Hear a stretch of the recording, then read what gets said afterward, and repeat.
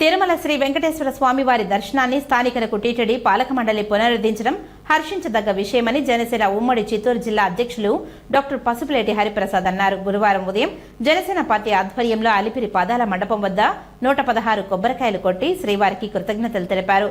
ఎన్నికల్లో గెలిస్తే స్థానికులకు నెలలో మొదటి మంగళవారం దర్శనాన్ని పునరుద్ధరిస్తామని ఇచ్చిన హామీని నెరవేర్చేందుకు ఎమ్మెల్యే ఆరణి శ్రీనివాసులు చేసిన కృషి అభినందనీయమని ఆయన అన్నారు.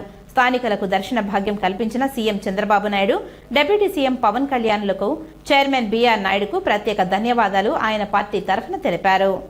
తిరుపతి ప్రజల అభీష్టం మేరకు ఈరోజు తిరుపతి ప్రజలకు ప్రతి మంగళవారం మొదటి మంగళవారం దర్శనం ఇవ్వడం ఎంతో ఆనందదాయకం. ఇక్కడ అత్యధిక మెజారిటీతో ఆరణి శ్రీనివాసులు గారిని ప్రజలు గెలిపించారు.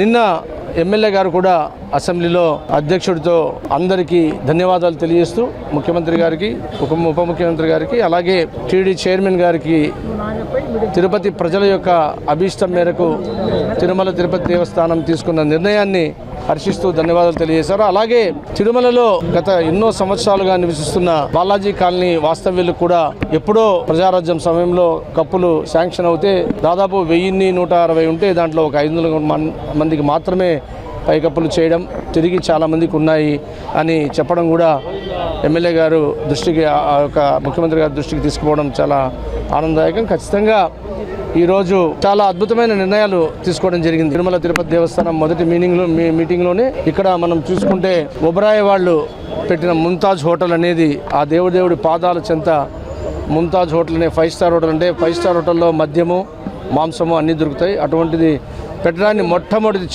కొరడా జులిపిస్తూ వైఎస్ఆర్సీపీ తీసుకున్న నిర్ణయానికి కొరడా జులిపిస్తూ దాన్ని వెనక్కి తీయడం కూడా ఎంతో ప్రజలు ఆనందదాయకంగా ఉన్నారు. గడిచిన 5 ఏళ్లు తిరుమలని భ్రష్టు పట్టిస్తూ దళారీ వ్యవస్థను పెంచి పోషిస్తూ కొండని ఒక దళారీ క్షేత్రంగా మార్చేసినటువంటి వైసీపీ ఆ యొక్క ప్రభుత్వపు నీచపు రాజకీయాలని చూసి ప్రజలు విసిగిపోయి ఈరోజు ఎన్డీఏ కూటమికి విజయాన్ని అందించిన వెంటనే పవన్ కళ్యాణ్ గారు తిరుపతిలో ఏదైతే మాట ఇచ్చారో మాట నిలబెట్టుకునే విధంగా తిరుపతి శాసనసభ్యులు ఆరణి శ్రీనివాసులు గారు ఏదైతే తిరుపతి ప్రజలకి ఆ రోజు మాట ఇచ్చారో ఆ మాట నిలబెట్టుకునే విధంగా నెలలో 2వ మంగళవారం స్థానికులకి దర్శన భాగ్యం కల్పిస్తామని చెప్పిన వెంటనే తిరుమలలో పాలక మండలి ఏర్పడిన మొదటి పాలక మండలి సమావేశంలోనే ఈ నిర్ణయం తీసుకోవడం చాలా ఆనందకరంగా ఉంది.